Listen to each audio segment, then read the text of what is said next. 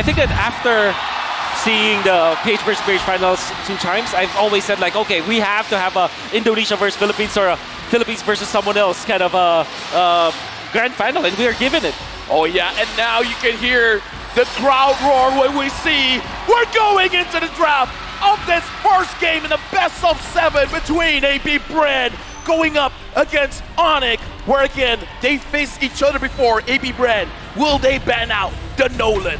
A big problem was that Nolan, and it seems like APBR this time they've swapped those sides. They want to pick it up for themselves. They want to bait ONIC to letting it go towards them. And for some reason, the Kaja still is there as the ban for APBR.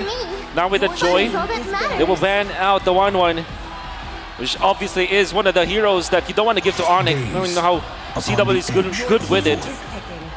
Oh yeah, right now looking at the bans here, APBR banning out the Kaja as well as the Joy. ONIC now with the Faramis as well as the Guinevere. We've seen how ONIC, they have the capability of taking a team fight and making sure that just one is needed for them to close out the game.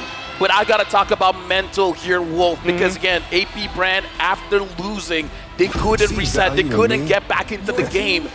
But today, should they be fired up going up against ONIC, or should they calm themselves down? They really have to be calm right now. That's what they need to do, because you have a 7-game series ahead of you. You don't wanna exhaust your energy just trying to be, be good at the game or trying to fix your mental. You have to really resolve all of your energy so that you will win the 7-game series. By the way, I think Fredrin is going to be the first pick. That's what I heard, what we can see from the crowd. Quickly answered by a Valentina, even when there's a Fredrin, and of course, I believe that was Bruno. And also the Nolan ban, right? Instantly respect here from ONIC. They know how hard it is to go up against the Nolan. They know how hard it is to play against it. They played it yesterday against APBR, and it's a Dyra. What? Dyra. It's a Dyra pick. Very early on. For the folks watching at home, don't worry. The pick and bans is still ongoing, and we're witnessing here, looking like, the Dyrov is getting picked up. Looks like they want to answer the Fredrin very early on. Arlet is open. Always on the way. There is Matilda, obviously, that's that we can see right now. Very early Brody here coming out from APBR. Looking like they want a lot of damage coming in from the goal lane here. And we can hear the crowd cheering for the Matilda pick. It's a comfort pick, right? Not just the Matilda, but also the Brody for Super Marco. If they want to really just get into the game, snowball it out of control, they need to play for Super Marco.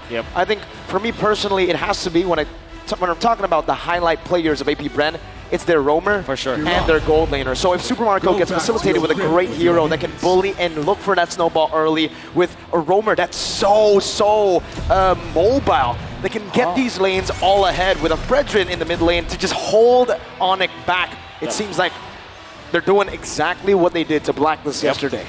Tigreal, obviously one of the heroes that is going to be rising in popularity, at least in M5. And Paquito immediately going to be the ban for APBR, who is blue side, red side, I mean. Oh, yeah, they're blue side. Wolf. So that was ONIC banning Paquito. I gotta talk about the timings here, because looking at APBR, when they do have the Brody, the second turtle, the Brody will rotate to that turtle and join the team fight very early on, getting that 2-item power spike by that point. What is the timing for APBR here? What kind of pressure do they want to put on ONIC? You nailed it right in the head. It's the second turtle. And one thing that you'll notice about like Matilda Brody is that the Brody is much faster when it comes to farming because of that guiding wind. You're going to see like a cross-map play, like maximum range guiding winds at a min-max. And for sure that will be the timing. Second turtle going and they're going to be just completely ramaging through instead of ONIC. That's why ONIC went for the Tigreal, because they want to look for a stopper for this kind of aggression coming out from APBR. To the folks at home, we got our draft back here. APBR picked up the Fredrin Matilda as well as the Brody, while ONIC picked up the Valentina. This Dyrov, we can't say it's for Boots or Kyrie. Exactly. And as well as the Tigreal here, because we've seen ONIC play it both ways. At this point, I don't know. That's why you first pick it, and then eventually they'll get their marksman in the 4th pick. Lilia being banned here by ONIC. They might consider getting the Claude or a Fredrin, a carry, in fact. Because carry is great against the Fredrin, and in a way, it can man up against the Brody, or at least hand-to-hand combat against that Brody, and we know for sure that CW is a player that can actually play that hero. That's something that maybe ONIC are looking at attack from the angle that they can actually secure, well, maybe not a gold laner here, save the gold laner for last. Yep. I do want to bring up the point that for ONIC, I think even in yesterday's series, right, we didn't get to see ONIC on the red side at all. APBR decided to take it away from ONIC all 3 games. And the fun fact is, I feel like APBR did that intentionally. They know that ONIC have sublime win rates, phenomenal win rates on the red side, Yeb's favorite side, to try to outdraft their opponents. With the Bruno ban here, they've already secured the Brody. They want to really facilitate Super Marco, but ONIC's doing the same thing, but to few. They have first pick in second phase. They can deny even more heroes from APBR. Right now for ONIC, they banned out the Paquito. This looks like they don't want cross-map plays. They don't want any flanks coming in. What kind of marksman are they thinking to pick up? Yeah, that's why I felt Carry should be the pick for them, as well as something like a Clint that we know that CW have played before, maybe not in M5. My buddy. That's Mari. So that's... Should be Claude. Should be Claude, that should I be believe Claude. it is a Claude pick coming in for ONIC. And okay. So, Wolf, I got a big question here, right? They pick up the Claude, so they're trying to secure that and then hide that flex pick Dyrok all the way to the end. Exactly. Is there a possibility we get an assassin here for Kyrie? Yes, there's a high possibility. Especially if you don't go for another sustained hero here coming out from from APBR. I'm thinking like Angela Arlott for them. Arlott has a great combo with the Fredrin because of the amount of CC that you can get, so that you'll always refresh your dashes for the Arlott, and it's also a Flap TZ special. And then you supplement that with something like an Angela so that your Brody will be stronger. But they can also go for burst heroes, maybe Kadira in fact for a few in this particular matchup, because you want to go for burst now. You don't want to go sustained battle against ONIC. My question is it not too risky because there's a Fredrin as well as a Brody? Picking up any assassins, but I know Kyrie is the master assassin, the best assassin player in the world, but is it even possible with this kind of draft from coming from APBR? Against Minotaur probably, a Thams. That is a Thams. Oh, wow. Looks like APBR finished up the draft with a Novaria as well as Thomas. That's right. I think you want to park your Dyroth in the XP lane and maybe get something like a backshot, for example. Is it actually still available? Yeah, backshot is still available, and it's actually pretty good for ONIC. You can go back to that, or maybe a Martis, in fact. Full aggression in the early game could definitely work, more mobility as well. But if you want best of both worlds, the Assassins will be a solid choice to go for. Dyroth flex into the jungle is what they decide to go for. The Terizla in the XP lane for Mr. Boots. Let me just say, looking at the draft coming in from ONIC, very strong when it comes to the team fight, but here's the thing, they can play a 4v5, that Claude can go to the side lanes. So that'll be all about damage for ONIC. But late game damage. I would say though, there is a massive combo between like all the physical damage leaders here coming out from ONIC. They have sustain from the Terizla, so that will be the guy to be in the front lines, and then the Targil to follow it up. Then you have the combo, Dyroth plus the Claude, right? For the additional penetration. That will be your damage source for the side of ONIC.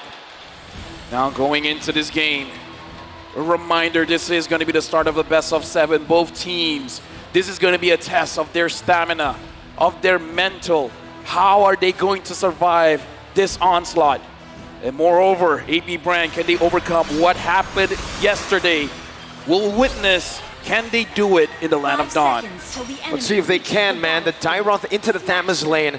Thamus perhaps with vengeance, and then it gets real hard to go in all in. What the Dyroth loves to do, and what both teams loves to do, is that early game pressure. We're fighting head on, guns blazing into the early game. Lavelle Wolf, sounds like we're in it already. Yep, we are in the game, but for now, we are gonna make sure all things are... Let's try to cast the game while listening to it. I can listen to for them trying to take the purple buff right now. They're taking the purple buff, yep. 100%. That's a purple. And the Novaria is helping out. Helped out. He's now in the mid lane trying to clear the wave. Exactly. And I kind of feel like both the XP laners are freezing-ish the lane. They're looking at each other and just trying to poke each other out. In fact, they freeze it so much, I think there's a pause. Oh, yeah. There might be it. That might be the case right now, right? We're just holding up again. We got some Filipino fans in the building, as expected. And it's all about that support right now in Rizal Memorial Coliseum. Before the folks watching back at home and also the people watching in the venue, please do be patient with us. as we deal with some issues. Yeah, but it's okay. While the pause is happening right here, we do have to talk about how both teams want to approach this fight. Because again, looking at ONIC, the thing that I'm looking at is because when they ban out the Paquito, they have a better chance in case if anything goes wrong. CW can go to the side lane. And I kind of feel like with CW, specifically CW on the Claude, it's not impossible for him to win a 1v2 situation. Not at all. I think he's one of the best weak side gold laners in the world right now, but he is facing off against Super Marco, who this time has his comfort hero. In all the times that I feel like APBR has won an international tournament when they were representing the Philippines for ISF and SEA Games, it was on Super Marco getting a bully pick in the gold lane, and then they snowball from that Brody to rotate him across the map. Exactly what we saw again from APBR against Blacklist yesterday. They were able to utilize Super Marco to rotate to neutral objectives. It's a strange angle to attack from, but it is an angle that is optimal for APBR. And that's even more applicable for this particular game just because of the Matilda, right? I think that we've seen this so many times. You park the Matilda in the middle of the lanes, mid to bottom, for example, or bottom or top to mid. Then you utilize the guiding wind, maximum range, and because of the Wilderness Blessing and available for the Matilda, you really cover up so much ground, and the guiding wind, it looks like a massive teleport spell afterwards. So. You're definitely going to see that kind of playstyle coming out from APBR. Right now, looking at the draft index, looks like in terms of the late game potential, both teams are quite equal. But when it comes to early to mid game potential, it is for ONIC. So having this die-off in the jungle, it is going to be pretty strong going up against the Fredrin. However, looking at the combination here, Wolf, the Fredrin, the Matilda, the Novaria, as well as the Thomas, if the Thomas joins during the turtle fight, I'm not entirely confident that ONIC can really secure things, even though they have the early to mid game potential. I guess because of the fact that they are ONIC, maybe they can secure it. But no, technically speaking, there's a definite approach here for the side of ONIC. The way that they will set up their box, it will be the Terizla first, tanking all of the damage. Badu Smith gonna be there, so the levels as well as EXP is important for Boots. Then you have the Tigreal coming out from Keyboy for the surprise place. You would not see Kyrie as well as Sans leading the charge because of the two big boys from ONIC. That might be their setup for the box.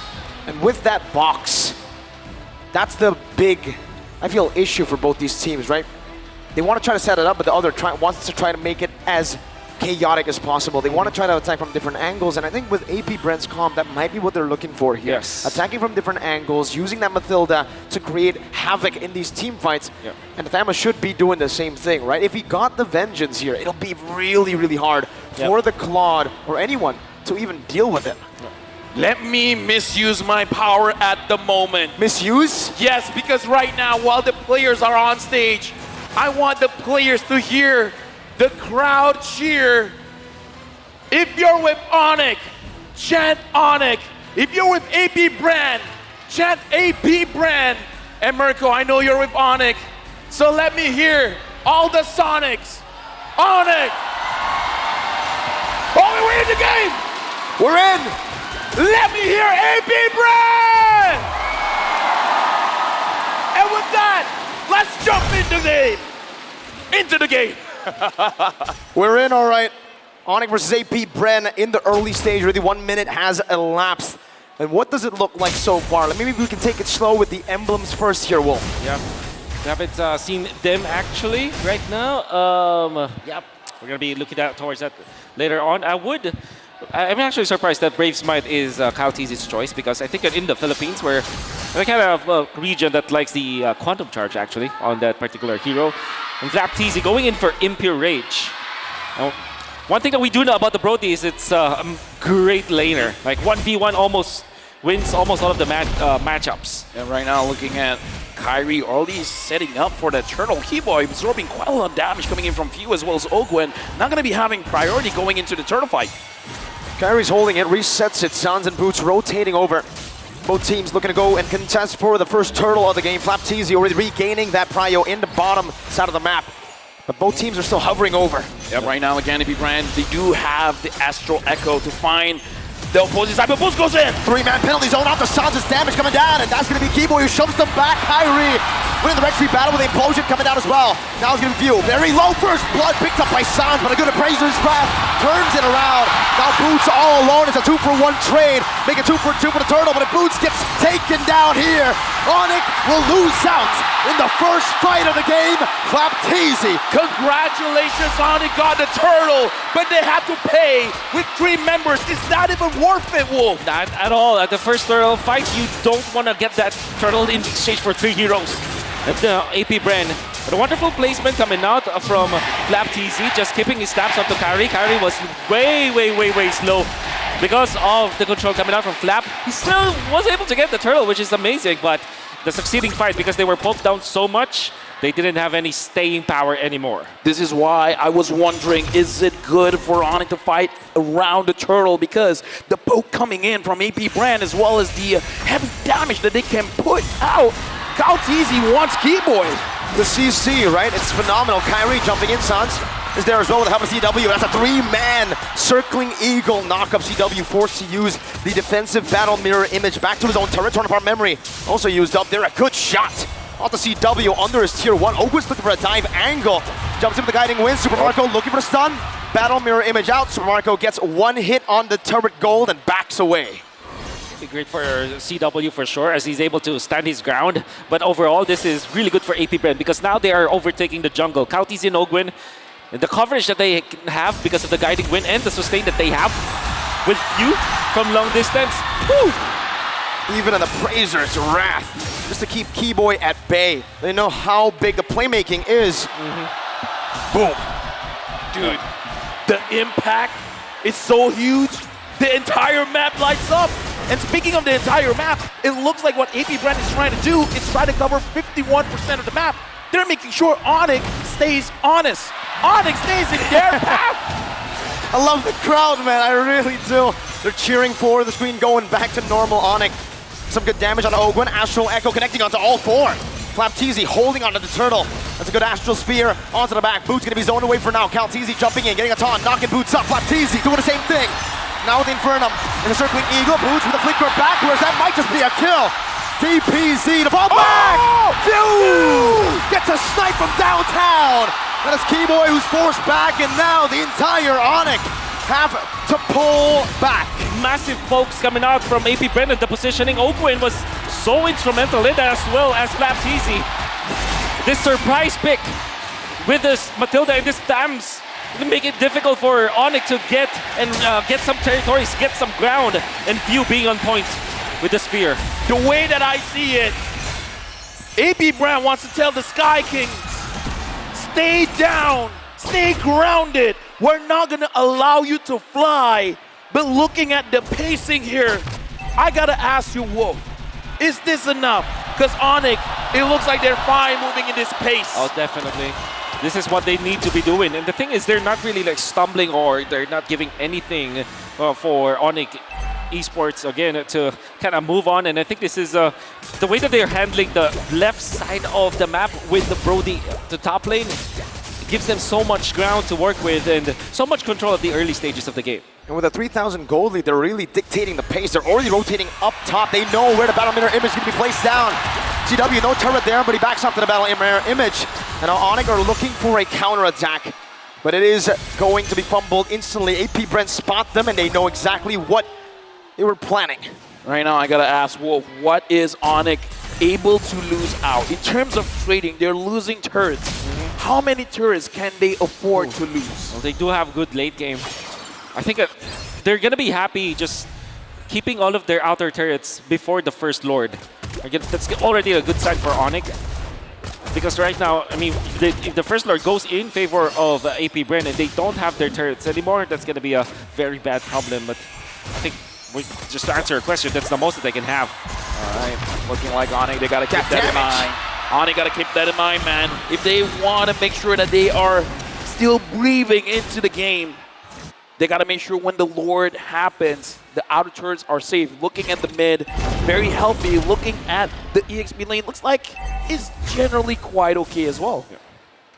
And now looking at the turtle, it's in favor of AP Bren, with 3 members of ONIC getting spotted out. Boots walking up now. Flapteasy dealing some damage on a Keyboy, poking him down with an Astral Spear, connecting onto the back line as well.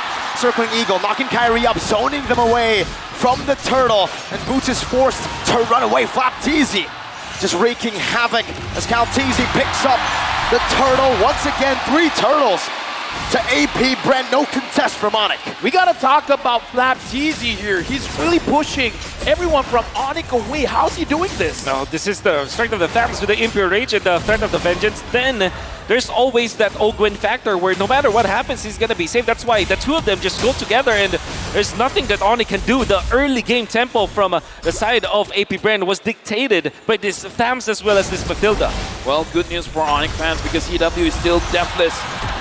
Sans is able to protect himself with the ult coming in from Matilda. So far, a pretty slow-paced game, but looks like ONIC, again, this is the kind of pacing that they are forced to go into. But Kyrie, now, again, the question to Wolf, can Kyrie farm up enough that he can cause trouble for AP Brand? It's not just about himself. I mean, the answer is yes, but Kyrie still secures it. Kyrie still secures it. The answer is yes, but he really needs to find his teammates. I think, you know, when you look at the Dairoth, you would think that this is a singular hero or an individual kind of hero, but it's not. It's a combo-based hero. You need someone else with physical damage to combo with you so that you're able to just make full advantage of the passive as well as the kit that Dairoth has.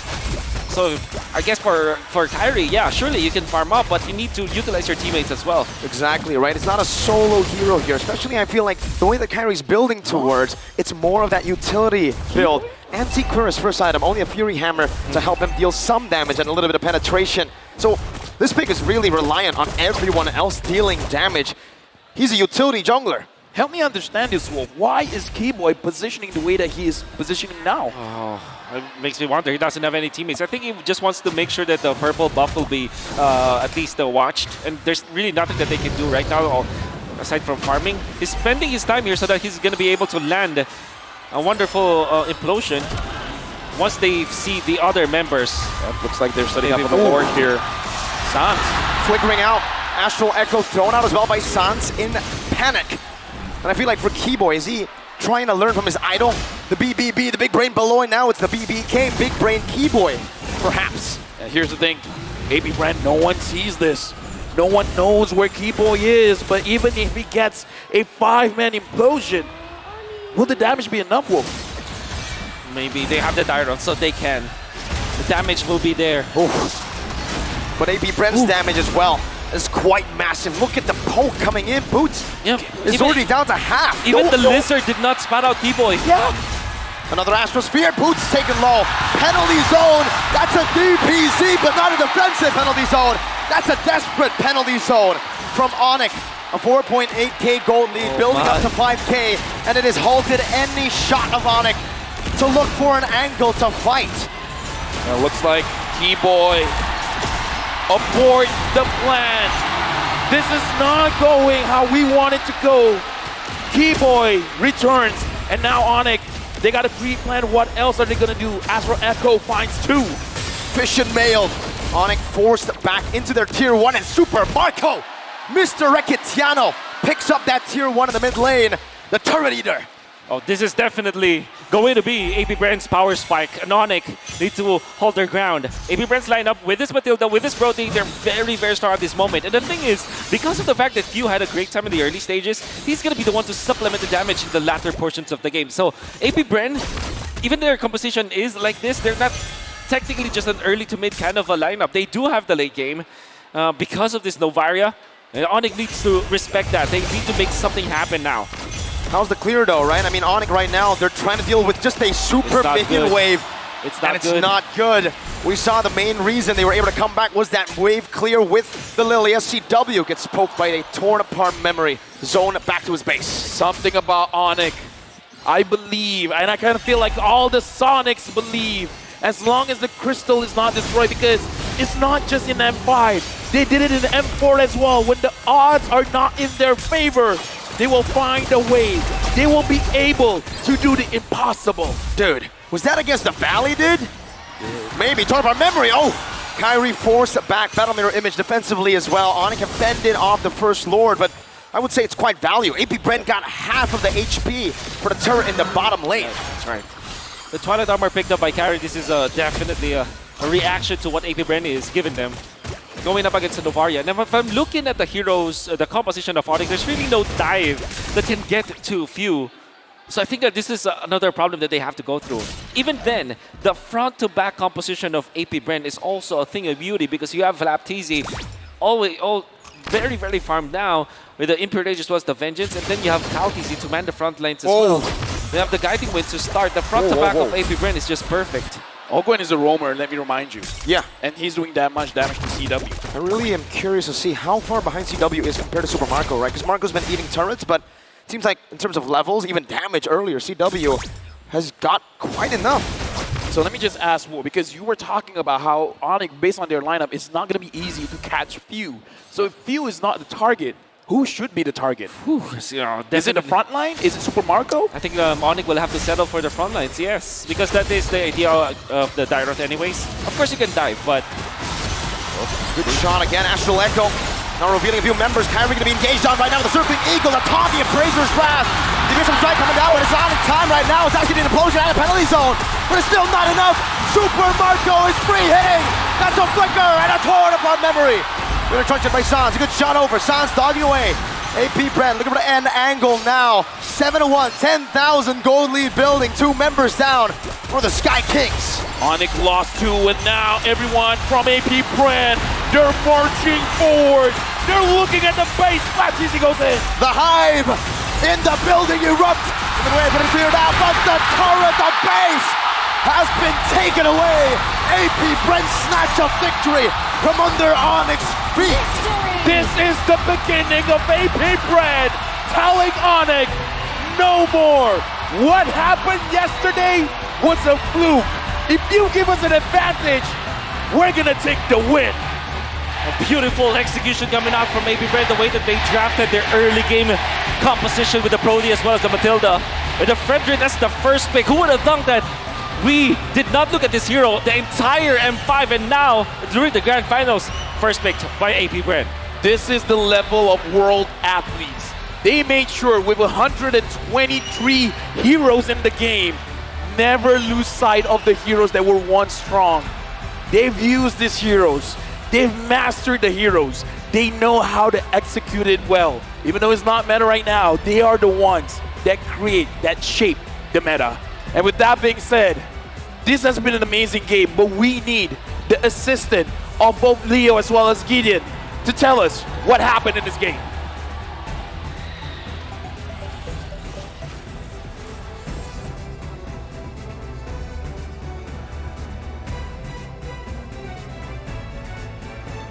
What a way to open up the series here with AP Bren taking the very first game. I couldn't believe what was going on, and especially with what the heck happened in the draft. They've learned a lot from the last time they've met, Leo. It's a much better way to go ahead and take control of an early game advantage that they very much had in game 1 in yesterday's upper bracket final, and now it's clear AP Bren has woken up. They have. They've opened up the draft, and more so, they've opened up some interesting picks here. And let me tell you, Leo, have you heard about this man? M2 World Champion. Season 6 and Season 12, Pampia PH champion. Oh my goodness, this man continues to roll harder and harder every single day. From level 1 to 4, he continues to dominate. He decided to pick Thamus this game. Have you heard his name? David Charles, the Filipino Cannon! I can't believe that Thamus debuted here in the knockout stage 2 with a dominant victory like this. He built the Vengeance, you see that? Yes, and honestly, for most Thamus players, that's the way to go. You're looking to be able to withstand the damage and honestly utilize your ult in the same manner to buy that extra bit of time. But you can see, for the side of AP Bren, it was clear that they wanted to play early game, and more importantly so, they had no real answer to this Thamus for at least the first 6 minutes, unless they were sending their gold laner over, but I don't know, CW, he was not leaving that lane anytime soon. Quick flashback to what happened exactly in game 1. First turtle was scored by ONIC, but at the behest of the rest of the team.